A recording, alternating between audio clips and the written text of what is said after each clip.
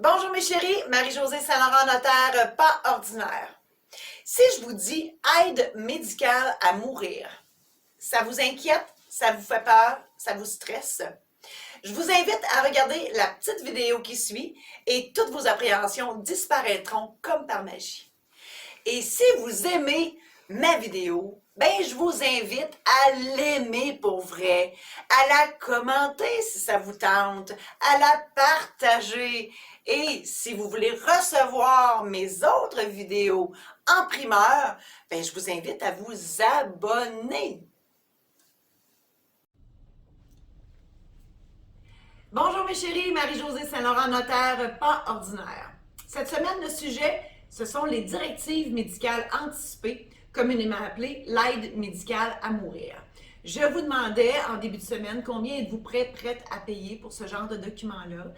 Pour ceux qui ne sont pas familières avec ces notions-là, je peux vous dire que c'est une loi qui est moins nouvelle, j'allais dire une nouvelle loi, elle commence à être moins nouvelle, qui vous permet de refuser des soins.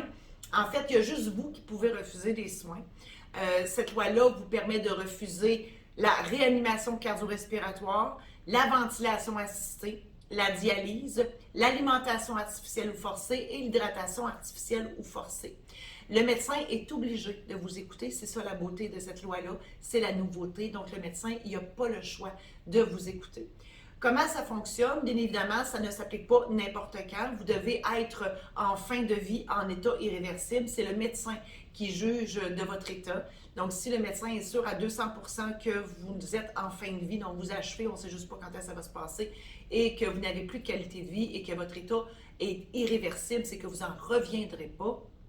À ce moment-là, vous pouvez, si vous êtes apte, demander l'aide médicale à mourir et le médecin va vous demander les soins auxquels vous voulez renoncer et il va enclencher le protocole.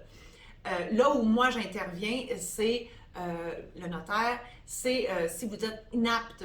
Donc, si vous êtes inapte, vous ne pouvez plus demander l'aide médicale à mourir. Donc, avant de le devenir, c'est un document notarié qui s'appelle des directives médicales anticipées que le notaire prépare, qui vous fait signer et nous, on le consigne dans votre dossier électronique à la Régie d'assurance maladie du Québec et accessible par tous les hôpitaux du Québec, au moins avec votre carte d'assurance maladie.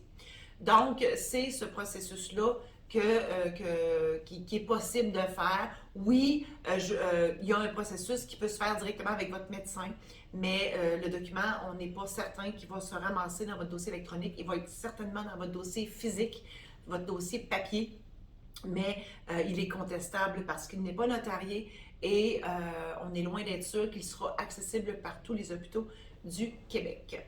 Alors, si vous avez de plus amples questions, si ça vous interpelle, tout ça, j'ai préparé un guide incluant 10 questions, un guide gratuit incluant 10 questions faciles pour comprendre l'importance d'avoir des directives médicales anticipées.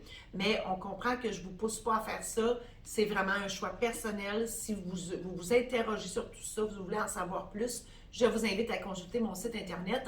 Et j'ai aussi produit un programme en ligne, donc disponible aussi sur mon site Internet, où ce sont une série de petites vidéos que j'ai faites pour vous, dans lesquelles je vous explique en long et en large ce que c'est l'aide médicale à mourir. Alors, je vous invite à visiter mon site marie-josée-saint-laurent.com.